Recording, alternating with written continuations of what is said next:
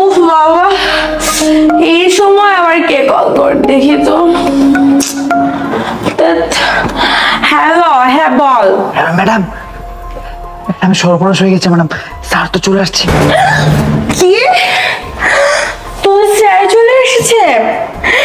কিন্তু তোর স্যার তো আরো দেরি করে আসার কথা, এত তাড়াতাড়ি?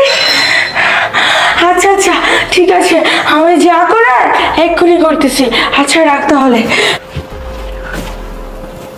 এই শালম, তুমি তোমার ম্যাডামকে ফোন দে, কি বললা তাড়াতাড়ি করতে। ও স্যার, ম্যাডাম বলতে যে আমার গ্রামের এক ম্যাডামকে কল দিয়েছিলাম, উনি হচ্ছে আমার স্কুলের ম্যাডাম ছিল তো। তো স্যার এখন আমার ছোট ভাইকে ম্যাডামের কাছে পড়তে দিয়েছি। তো স্যার বোঝেনি তো, সামনে ছোট ভাইয়ের পরীক্ষা, এই জন্য ম্যাডামকে বললাম যে ম্যাডাম যা করবেন একটু ভালো করে করেন, আমার ছোট ভাই দিকে একটু ভালো করে নজর দিন, এই আর কি স্যার। ও আচ্ছা ঠিক আছে, তুমি তোমার ডিউটি পালন করো। জি স্যার, ঠিক আছে স্যার, আসসালামু আলাইকুম। আল্লাহ, এই শুনছো? এই এই ওঠো। আরে কি হলো?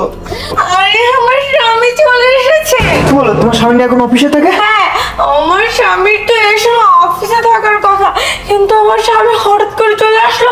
আর শোনো, এত কথা বলে কাজ নেই, এখন যদি আমার স্বামী এসে তোমাকে দেখতে পায় অনেক বড় সর্বনাশ হয়ে যাবে।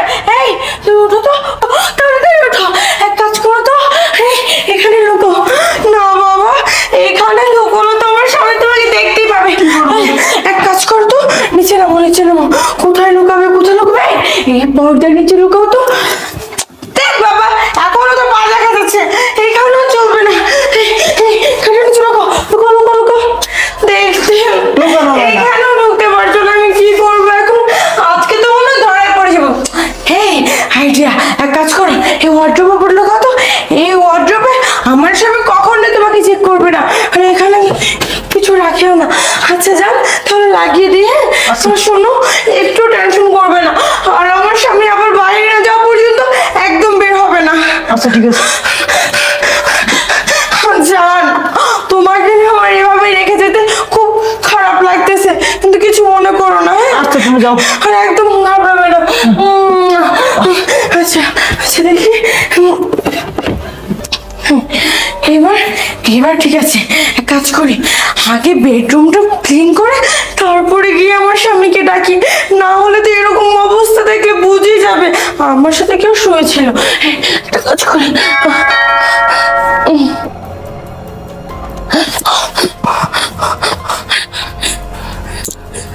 এভাবেই চলবে।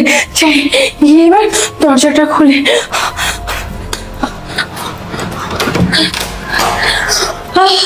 তুমি তুমি এত তাড়াতাড়ি চলে আসলে যে? হঠাৎ শরীরটা খুব খারাপ লাগতেছিল, তাই বসকে বলে ছুটি নিয়ে আসছি। শরীর খারাপ করতেছিল তাই বলে তুমি চলে আসবে? সকাল থেকে এ পর্যন্ত খাটলে, পুরোপুরি কাজ না করার জন্য তো বস তোমাকে অ্যাবসেন্ট ধরবে। আজকের দিনটা তো কষ্ট করে হলো কাজ করতে পারতে, তাই না? কিচ্ছু হবে না। আমাকে একটু কথা বলো তো, তুমি ঘামতেছো কেন? আরে রান্নাঘরে ছিলাম তো, এই আর কি, রান্না করতে করতে ঘেমে গেছি। আচ্ছা ঠিক আছে, আসো। আচ্ছা তুমি যাও, আমি আসতেছি।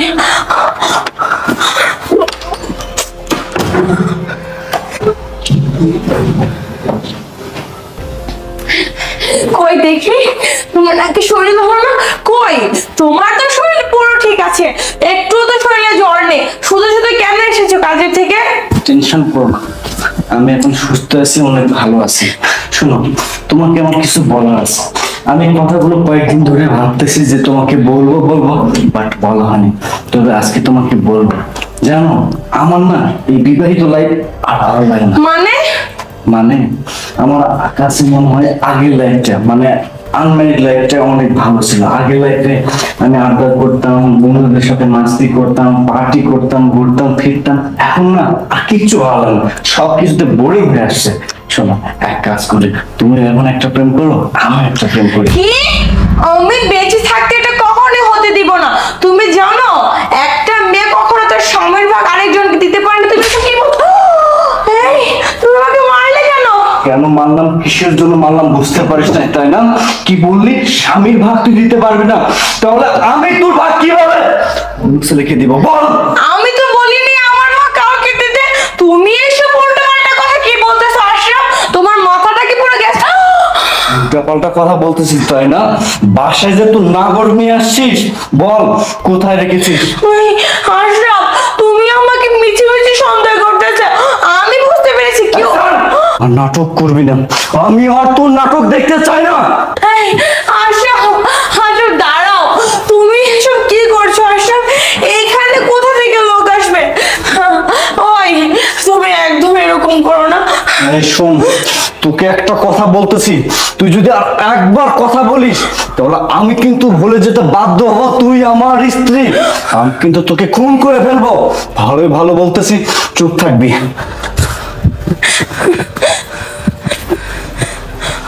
আশরাফ, ওই আশরাফ, আশরাফ এদিকে।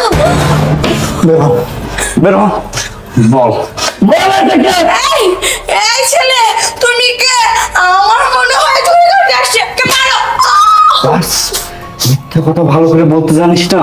মিথ্যা বলতে গেলে একটা মিনিমাম যোগ্যতা লাগে, সেই যোগ্যতাও তোর নাই।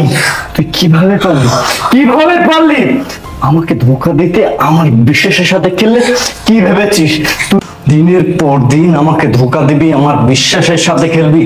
আমি কিচ্ছু জানতে পারবো না, কিচ্ছু ধরতে পারবো না। আফসোস, তোর এই চিন্তাটা ভুল। আরে উপরে একজন আছেন, তিনি সবকিছু দেখছেন, তিনি সবকিছু নিয়ন্ত্রণ করতেছেন। তিনি কখনো অন্যায় সহ্য করেন না। বাইরের লোক আমাকে অনেকবার বলছে, অনেকবার বুঝাইছে, ভাইয়া তোমার বইয়ের চরিত্র ভালো না, কিন্তু আমি বিশ্বাস করিনি। প্রথম আমি বিশ্বাস করিনি। আমার বিশ্বাসের যে তোর মতো নারীকে আমি বিশ্বাস করছি, তোর মতো নারীকে আমি ভালোবাসি। আজকে আমাদের পাশের ফ্ল্যাটে রহিম ভাই আমাকে ফোন দিয়ে বলল, ভাইয়া আপনি আর 1 মিনিট অফিসে থাকেন না, আপনি বাসায় চলে আসেন, তাহলে আপনার বইয়ের যে আসল চরিত্র আপনি তা দেখতে পাবেন। আর এখন তো আমার চোখের সামনে সবকিছু ক্লিয়ার হয়ে গেল। এই তুই কিভাবে পারলি আমার সাথে সংসার করা অবস্থায় তুই তোর বয়ফ্রেন্ডকে আমারই বাসায় এনে একান্তে সময় কাটাতে?